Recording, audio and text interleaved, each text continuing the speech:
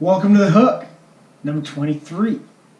Let's talk Major League Rugby news and notes. What do we got? Well, the big piece here is, the Houston Sabercats now moved 4-2 in their preseason schedule after a victory over the Chicago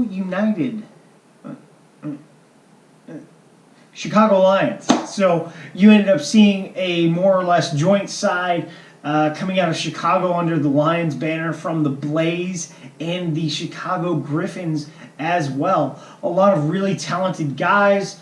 Andrew Suniula, former Eagle, plays for the Griffins, went out for the Lions. You see a little bit of a different front row going on with the Houston Sabercats due to some injuries, due to needing to evaluate talent. The greatness is that you're seeing this crossover come out in the second half in Shantez Jackson. He played really well for the limited amount of time he had last week, so I guess 2 weeks ago, as it were. And, Fitzy rewarded him with some more time, except sadly, he took a yellow pretty early after he got on the pitch, and, then he had to go sit in the bin for 10 minutes, and then he finished out his time on the pitch. He's just a really powerful human being. Really good to see there. Chicago did what they were trying to do, give their guys a higher level of competition. However, you're starting to see the difference in MLR and club rugby. Like, basically, they're a select side out of Chicago, and a few other dudes, dude from Ohio State, dude from Indiana, came in and, put it together. Over a couple weeks, they practiced pretty hard so that they could be prepared. However, guys who are in this DTE, semi-DTE, practicing, 24, 25 hours a week, and then going out there and playing, it's not being close anymore. I think this team, had they played the UBC Old Boys this week rather than a couple weeks ago, we would be seeing a different level out of them, even with all of their injuries due to how they are practicing. Like I said last week, Fitzpatrick has systems in place where, players know what they need to do to get better. So if they aren't starting, they know why. If they aren't on the game day 23, they know why, and they know what they need to do, and they put in extra work. So it is what it is on that front, and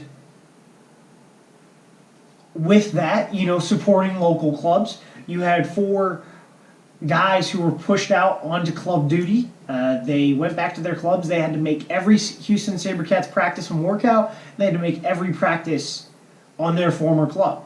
Because, you know what? They may have been starters at their former team. That doesn't matter.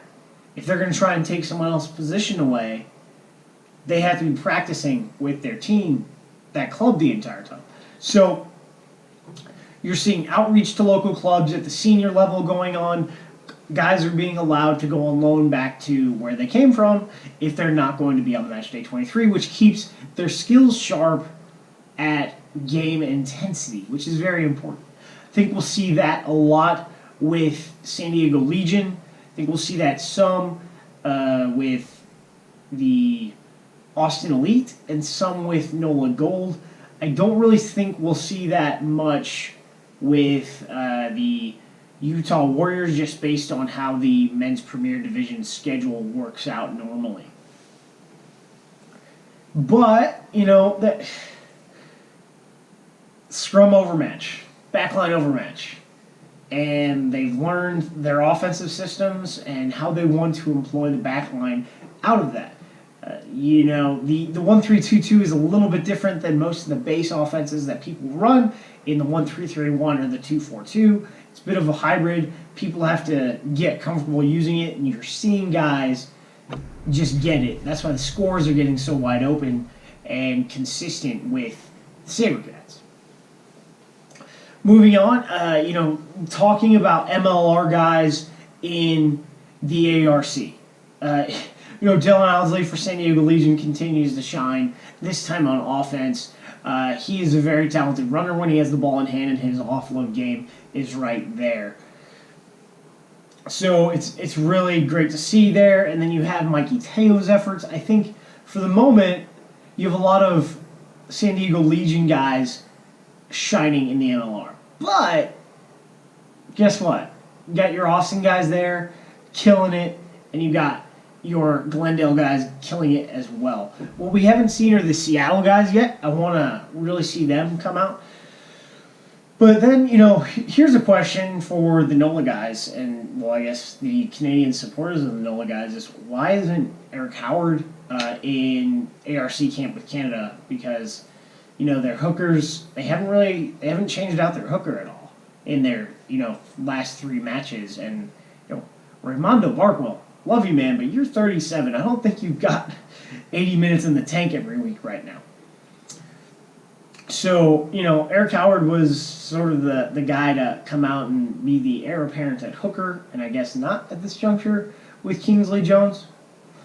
So, but, MLR guys in the ARC shining. So what does that mean? They're going to have a good season. They're going to crush it.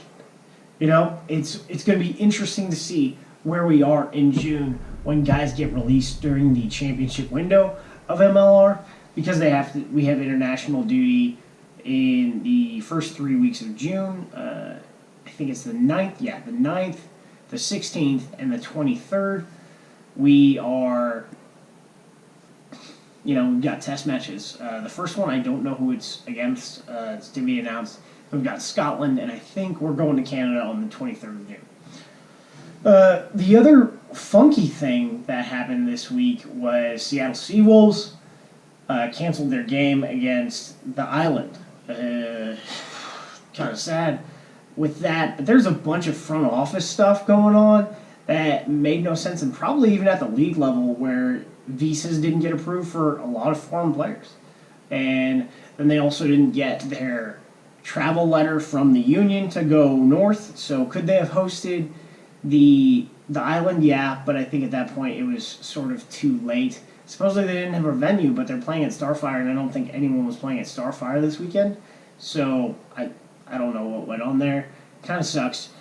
Seattle did sign Tim Metcher. He is formerly of the Melbourne Rebels. He just never caught on at the Rebels because he had a bunch of injuries, which sucks. But he's a beast, which adds to their front row talent. They have a lot of front rows. Oh my. Angus McClellan has seemed to have been confirmed by every team, not every team, but every organization but the team itself. So he is supposed to have signed for Utah. The Union has confirmed that with Americas Rugby News. MLR put it out in an article a while ago, and Chicago Lions have wished him a happy journey into MLR. And there's a lot of stuff going on. So Houston's got another game this week. Shout out to Grant Cole for covering those games on the radio for us. Always able to follow and know what's going on and visualize it in my mind.